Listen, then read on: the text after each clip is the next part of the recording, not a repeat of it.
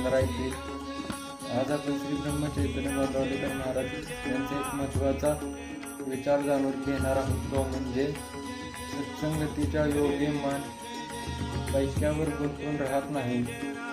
या प्रवचनात महाराज सांगतात, संतांच्या संगतीत राहिल्यावर मन पैशावर गुंतून राहत नाही. बहुतेक वेळा पैशाच्या विचारात अडकून जातो आणि त्याला सर्व काही समजतो, पण पैसा हा फक्त गरज भागवण्यासाठी आहे. पैसा कमवा आणि त्यात अडकून जाऊ नका. याबद्दल महाराज एक खूप महत्त्वाचा विचार महाराजांनी मांडलेला आहे.